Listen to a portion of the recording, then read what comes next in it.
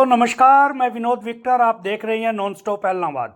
दोस्तों, भारत में भी कैंसर को खत्म करने वाली वैक्सीन मौजूद है, जिसे लगवाने के बाद महिलाओं में बच्चेदानी के मुंह पर होने वाला घातक कैंसर, गले का कैंसर और कुछ दूसरे कैंसर होने की संभावनाएं बिल्कुल नील हो जाएंगी। आप इस जानलेवा कैंसर से पूरी तरह सुरक्षित हो जाएंगी। आज एलनाबाद के जनता अस्पताल में भाई कन्हैया मानव सेवा ट्रस्ट शाखा एलनाबाद द्वारा काफ़ी लड़कियों को निःशुल्क सर्वाइकल कैंसर की वैक्सीन लगाई गई। यह कैंप ट्रस्ट के शाखा के मुख्य सेवादार मास्टर नसीब सिंह की देखरेख में लगाया गया, जिसमें महिला रोग विशेषज्ञ डॉक्टर मिनी बेदी द्वारा लड़कियों को वैक्सीन लगाई गई। इस मौके पर डॉक्टर मिनी बेदी से cancer vaccine, cervical cancer vaccine लगवाना क्यों जरूरी है इत्यादि अहम विषयों पर हमने विस्तार से चर्चा की। आइए आपको सुनाते हैं डॉक्टर मिनी बेदी से की गई रोचक बातचीत। डॉक्टर साहब, सबसे पहले मेरा एक क्वेश्चन ये है कि ये सर्वाइकल जो कैंसर है ये क्या चीज है?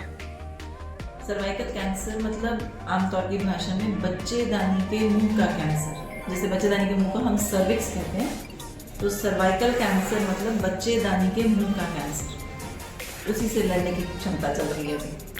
जैसा कि 2018 की बात करें, 2018 में मैंने कहीं पढ़ा है कि इस कैंसर से करीब 60,000 महिलाओं की मौत हुई थी। तो इस पे आप प्रकाश डालेंगे कि ये कैंसर किस तरह से जानलेवा है महिलाओं के लिए? तो जब बहुत 8-10 साल पहले की बात बोलूं तो शायद सिर्फ इतना था कि सर्वाइकल कैंसर नाम की एक बीमारी होती है, पर धीरे धीरे रिसर्च से पता चला है कि शायद हिंदुस्तान में औरतों की कैंसर से मरने की दर अगर किसी चीज़ से सबसे ज़्यादा है तो वो सर्वाइकल कैंसर है। इसीलिए ये थोड़ी सी डेंजरस चीज़ है, हमें इस बारे में सोचना चाहिए। डॉक्टर साहब, ये इतनी महत्वपूर्ण वैक्सीन है कैंसर के खिलाफ लड़ने में, तो क्या है कि लोगों में इस चीज़ का प्रचार क्यों नहीं हो रहा है? लोगों को अभी भी इसके प्रति जागरूक क्यों नहीं किया जा रहा है? महिलाएं या बच्चियां इसको लगाने के लिए आगे क्यों नहीं आ रही? इसके पीछे क्या कारण है? मुझे लगता है सबसे पहली बात तो है कि शर्म। जिनको सर्वाइकल कैंसर होता है वो होता ही क्यों है? क्योंकि थोड़ी बहुत ही चीज़ें जो हमें हमारी बॉडी बता रही होती है कि ब्लीडिंग हो रही है, अनियमितता हो रही है, पर फिर भी हम उस बारे में बात नहीं करते हैं। मेन कारण इसका हमारे समाज की शर्म है। तो औरतें अपने हस्बैंड से, अपने बेटों से, अपनी बहुओं से किसी से बात ही नहीं कर पाती हैं और काफ़ी लेट प्रेजेंट करती हैं। ना उन्हें बीमारी के बारे में पता चलता है, तो ना ही उन्हें ये पता है कि ये हुआ क्यों, तो इसकी रोकथाम कैसे की जा सकती है। अगर पता हो कि ये एक वायरस है, ह्यूमन पैपिलोमा वायरस, अगर हमारी जनता को ये पता चल जाए कि एक ये वायरस है जिसके इन्फेक्शन से ये बीमारी होती है, और सबसे अच्छी बात, इस वायरस को रोकने के लिए एक वैक्सीन है हमारे पास जिसको हम HPV वैक्सीन या सेरोवैक के नाम से जानते हैं। अगर ये वैक्सीन लग जाए टाइम से, उम्र के हिसाब से, तो हम इस बीमारी से रोक सकते हैं, हम इस बीमारी से बच सकते हैं। डॉक्टर साहब, एक चीज़ पूछना चाहूँगा, ये जो वैक्सीन है ये वैक्सीन कम उम्र की बच्चियों को लगा सकते हैं या जो एज्ड महिलाएं हैं वो भी ले सकती हैं? ये आमतौर पे वैसे 9 से लेके 16 साल तक की उम्र की लड़कियों को लगाई जाती हैं, पर हिंदुस्तान के स्टैंडर्ड्स के हिसाब से हम 21 साल की उम्र की लड़कियों तक लगा सकते हैं। आइडियली ये होता है किसी भी सेक्सुअल एक्टिविटी के स्टार्ट होने से पहले, लेकिन अगर हम हिंदुस्तानी दर के हिसाब से देखें तो 45 साल की उम्र तक हम ये वैक्सीन बेझिझक बिना किसी साइड इफेक्ट के लगा सकते हैं।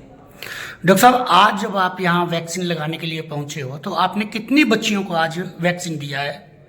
मैं ये बताना चाहूँगी कि हमने पिछली बार जब ये कैंपेन किया था तो हमारे पास 16 बच्चियाँ आई थी आसपास के गाँवों से, जो कि हमारे लिए बहुत बड़ी बात है। पर आज वो नंबर बढ़ के, हम आज उनको सिर्फ सेकेंड डोज देने आए हैं, पर आज वो नंबर बढ़ के हमारे लिए 24 हो गया है। मतलब 16 वही लड़कियां थी जिन्होंने पिछली बार लगाई थी, आज हमने उनकी सेकेंड डोज दी है, लेकिन उसके अलावा हमारे पास 8 बच्चे और लगवा गए हैं। बहुत बड़ी बात है। डॉक्टर साहब, जैसे आपने जिक्र किया सेकेंड डोज का, क्या इसकी 2 डोज लेना जरूरी है या 1 डोज से ही ये रोकथाम? इसकी उम्र के हिसाब से 2 या 3 डोजेस का शेड्यूल होता है वो, इसीलिए हमें जब हम 9 से 16 या 21 साल तक की उम्र की बच्चियों को देते हैं तो हमें 2 doses are more than enough. Doctor साहब, एक ये जो वैक्सीन लेती है बच्चियाँ, वैक्सीन के बाद कुछ परहेज वगैरह या कुछ इसके साइड इफेक्ट वगैरह कुछ है? इस वैक्सीन से अभी तक देखा गया है कि it is a time tested vaccine. पिछले 10 से 15 साल से ये ऑलरेडी मार्केट में है, अवेलेबल है। आज तक कोई साइड इफेक्ट नहीं देखा गया है। पीरियड से रिलेटेड अनियमितता ऐसा कुछ नहीं होएगा, घबराने की ज़रूरत नहीं है, बल्कि माताओं को जागरूक होना चाहिए कि अपनी बेटियों को ये वैक्सीन के लिए आगे लेके आएँ। डॉक्टर साहब एक और पूछना चाहूँगा अहम सवाल, ये वैक्सीन की इसकी कॉस्ट क्या है? देखिए, आज से काफ़ी टाइम पहले तो ये वैक्सीन बहुत कॉस्टली थी, तो इसीलिए लोग लेते हुए भी डरते थे। पर आज जब हिंदुस्तान ने अपनी सर्वावैक नाम से वैक्सीन बनानी शुरू कर दी है, तो इसकी कॉस्ट बहुत कम हो गई है मार्केट में। लगभग 2 से 3 हज़ार तक की मार्केट में आराम से मिल जाती है। डॉक्टर साहब ये वैक्सीन है जो सिर्फ कैंसर, जो सर्वाइकल कैंसर है उससे ही बचाती है या कुछ और भी शरीर में ये फायदा करती है? देखिए, ये वैक्सीन HPV मतलब ह्यूमन पैपिलोमा वायरस के अगेंस्ट है। तो ह्यूमन पैपिलोमा वायरस हमारी बॉडी में जो कुछ भी करता है उन सब से बचाती है, जैसे कि जेनिटल वॉर्ड्स, कंडाइलोमा और इवन गले के, फैरिंग्स के कैंसर्स, वॉर्ड्स, इन सब चीज़ों से भी बचाती है। डॉक्टर साहब एक और सवाल पूछना चाहूँगा, जैसे आपने अभी जिक्र किया कि ये बॉडी के कुछ दूसरे कैंसर से बचाती है, तो क्या इसको जो लड़के हैं वो भी इस वैक्सीन को ले सकते हैं? बेशक ले सकते हैं।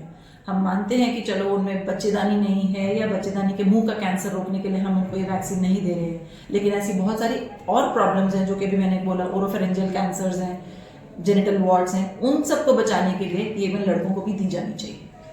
डॉक्टर साहब एक और सवाल करना चाहूँगा, क्या समाज सेवी संस्थाओं को इस कैंसर की रोकथाम के लिए इनको आगे आना चाहिए इस समाज में, क्योंकि इतनी बढ़िया दवाई है, इसको हम कैंसर को रोक सकते हैं होने से पहले ही, तो आप उनके बारे में क्या कहना चाहेंगे? इसमें कोई डाउट नहीं है कि जब तक हमारा हिंदुस्तान इतना सशक्त नहीं हो जाता कि ये हमारे को गवर्नमेंट की तरफ से, गवर्नमेंट ऑफ इंडिया की तरफ से फ्री मिले, तब तक मुझे लगता है ये काम हम जैसे समाज सेवियों का या समाज सेवी संस्थाओं का ही रह जाता है कि अपने आसपास की बीमारियों को पहचाने और उसकी रोकथाम के लिए प्रॉपर इलाज करें। डॉक्टर साहब आज आप कैंप में आज भी शायद ये बच्चियों को जो बहुत ही फ्री लगाई जा रही है, मेरे ख्याल में ये बिना कॉस्ट की लगाई जा रही है। बिल्कुल, ये कौन सी फ्री लगाई जा रही है। इनफैक्ट इसका जो भी कार्यभार है शायद यहाँ का ट्रस्ट टेक ओवर करेगा, किसी भी बच्ची को कोई पेमेंट नहीं देनी होगी। डॉक्टर साहब आपने हमसे बातचीत की, इसके लिए आपका शुक्रिया।